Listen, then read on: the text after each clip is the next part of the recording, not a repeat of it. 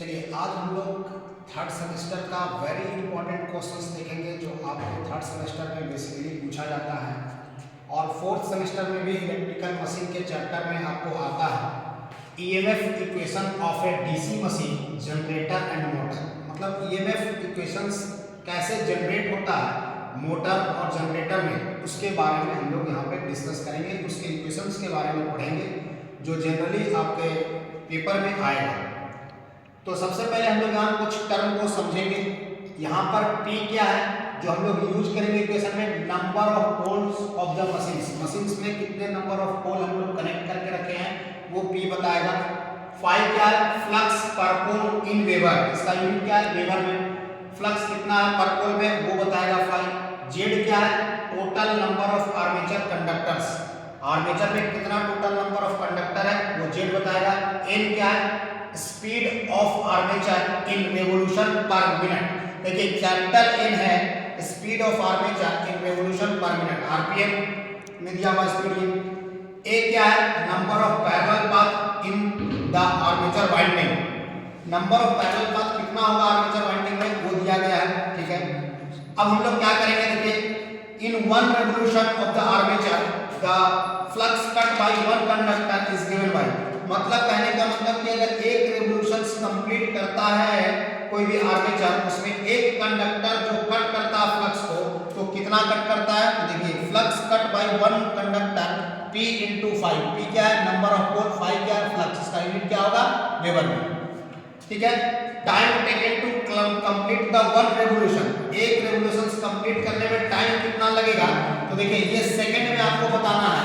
क्यों सेकंड में बताना है, क्योंकि मेरा एसआई यूनिट सेकंड में होता है। तो रेवोल्यूशन पर मिनट में हम लोग सेकंड में बदल दिए हैं, तो 60/n कर दिए, तो आपको t 60/n कर दिए। ये रेवोल्यूशन पर मिनट था, उसको सेकंड में बदल दिए, 60 से मल्टीप्लाई कर दिए, तो आपका यह पर मिनट में बदल गया, तो वो सेकंड्स हो गया। तो t 60/n, ठीक है, टाइम लगेगा ये।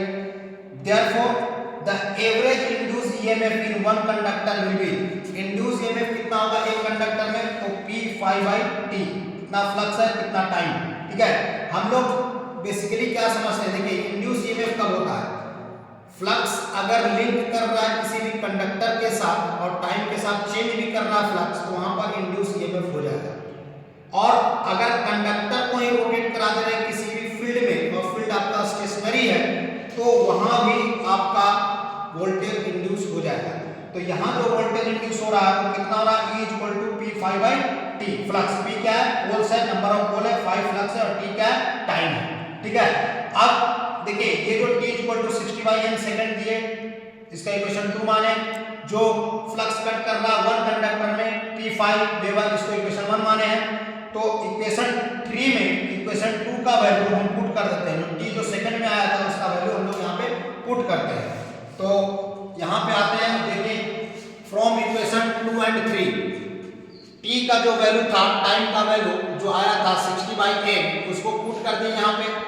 अब n क्या होगा, नंबर जो n जो था क्या था, रेवोल्यूशन पर मिनट था, वो ऊपर में चला गया, उसको सेकंड में बदलने के लिए 60 से हम लोग यहाँ पर किए थे डिवाइड, तो P5/n डिवाइड बाय 60 वोल्ट्स, ये इंड्यूस ईएमएफ हुआ P5n/60 volts.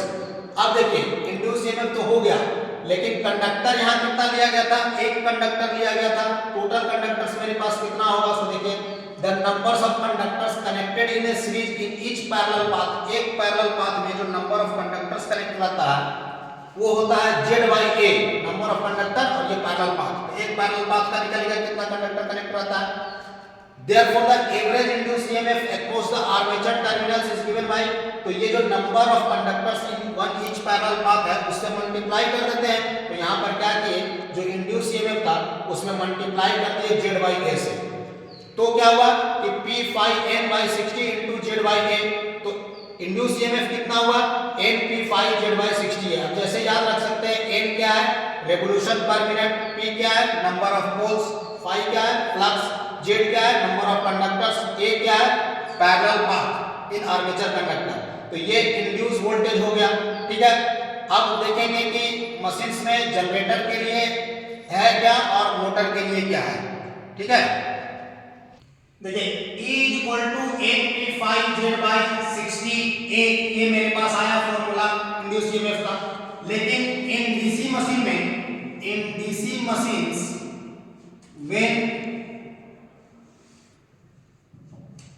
it is working as a generator, then the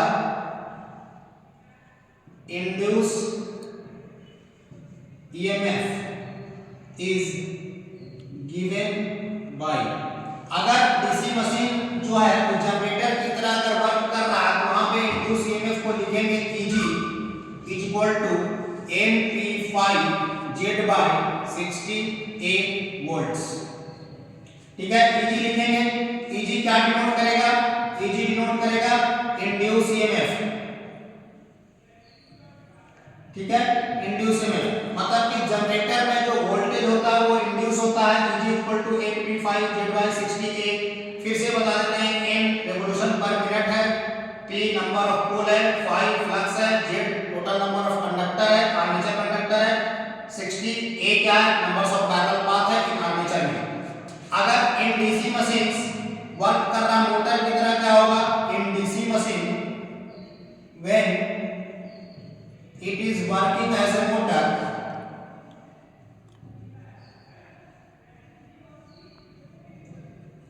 जब डीसी मशीन वर्किंग मोटर की तरह काम करेगा तो क्या होगा?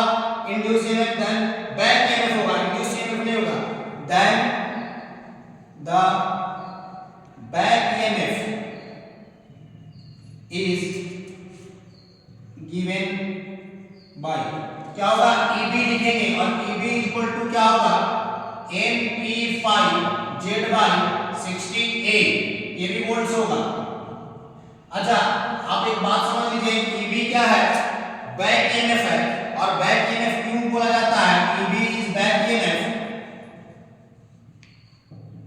ठीक है, क्योंकि ये सप्लाई वोल्टेज को अपोज करता है। Back EMF because it is known as back EMF because कि it's oppose the supply voltage. जो सप्लाई वोल्टेज, देखिए मोटर में हम लोग सप्लाई वोल्टेज देते हैं और जनरेटर में वोल्टेज इंड्यूस होता है। तो Eb जो है वो बैक ईएमएफ है। बैक ईएमएफ इसलिए इसको बोला जा रहा है क्योंकि ये सप्लाई वोल्टेज को अपोज करता है, ठीक है, इसलिए इसको बैक ईएमएफ बोला जा रहा है। अब कुछ बातें समझने की है यहाँ पे कि अगर आपका रिलेशन ऐसा दिया हुआ है, E इक्वल टू है, E equal to MP5 Z by 60A, ठीक है, ये आपका है।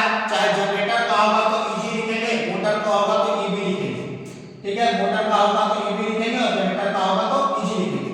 फॉर मोटर के लिए अगर हम लिखते हैं मोटर के लिए, तो एक बात बताइए, जब एक बार हम लोग आर्मेचर वाइंडिंग को बना दिए तो पोल जो रहेगा वो तो एक बार फिट कर दिए तो चेंज नहीं कर सकते, नंबर ऑफ कंडक्टर जो रहेगा वो चेंज नहीं कर सकते, पैरेलल पाथ चेंज नहीं कर सकते, 60 चेंज नहीं कर सकते, तो Eb क्या हो जाएगा? Directly proportional to N5। बात समझिएगा। अब ये जो डायरेक्टली प्रोपोर्शनलिटी जो हटेगा, मतलब कि ये Eb जो होगा हम मान लेते हैं इक्वल टू KN5, और यहाँ K जो क्या होगा? K इक्वल टू होगा आपका, देखिए K इक्वल टू क्या होगा? जो कांस्टेंट टर्म था NZ by 60A, number of revolution है Z बाय 60A, ठीक है। P देखिए K क्या होगा? P Z by 60A। P क्या है? Number of pole. Z क्या है? Number of conductor in parallel path. एक बार जब ये फिक्स कर दिया गया, मोटर को बना दिया गया, तो पोल को तो चेंज नहीं कर सकते, कंडक्टर को भी चेंज नहीं कर सकते, ना नंबर ऑफ पैरेलल पाथ को चेंज कर सकते। तो ये क्या होगा? Eb जो हो गया वो डायरेक्टली प्रोपोर्शनल टू N5 हो गया। मतलब कि जो बैक ईएमएफ आपका डिपेंड करेगा, किस चीज पे डिपेंड करेगा?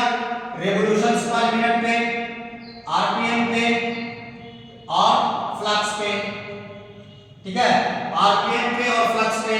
अगर आप फ्लक्स बढ़ा देते हैं तो आपका बैक ईएमएफ बढ़ जाएगा, रिवॉल्यूशंस आरपीएम बढ़ा देते हैं, रिवॉल्यूशन पर मिनट बढ़ा देते हैं तो आपका बैक ईएमएफ बढ़ जाएगा। तो एक रिलेशन आ जाता है, जैसे आप Eb1 इक्वल टू कर दिए N1 ∅1 और Eb2 इक्वल टू कर दिए N2 ∅2, ठीक है। अगर N1 आरपीएम पे, ∅1 फ्लक्स पे Eb1 दे रहा था, N2 रिवॉल्यूशंस पे phi2 पे Eb2 दे रहा था, तो दोनों को अगर डिवाइड कर देंगे तो Eb1 by Eb2 is equal to N1 phi1 divide by N2 phi2। कहने का मतलब ऐसे लिखा जा सकता है N1 by N2 into phi1 by phi2। इस रिलेशंस पे आपका न्यूमेरिकल आएगा, इसमें कोई दो चीज तीन चीज दे दिया जाएगा, जैसे N1 N2 का रेशियो दे दिया है, Eb1 Eb2 दे दिया है, phi1 दे दिया है, तो phi2 का वैल्यू आप निकाल सकते हैं। तो इस बेसिस पे आपको न्यूमेरिकल बनाया जा सकता है। ये जरूरी नहीं है कि सिर्फ बैक ईएमएफ में भी, जनरेटेड ईएमएफ में भी वही कंडीशंस होगा जो जनरेटेड ईएमएफ में भी होगा। अगर Eg का डायरेक्टली प्रोपोर्शनल देखें तो ये directly proportional n into phi में ही है, तो जनरेटेड ईएमएफ बोले चाहे बैक ईएमएफ बोले आपका ये रिलेशंस आ ही जाएगा। तो ये रिलेशंस को ध्यान में रखेंगे, इससे न्यूमेरिकल क्लियर होगा। लेकिन आपका जो डेरिवेशंस है वो Eg और Eb यहीं पे समाप्त हो जाता है, ठीक है। तो इस चीज को ध्यान रखिएगा और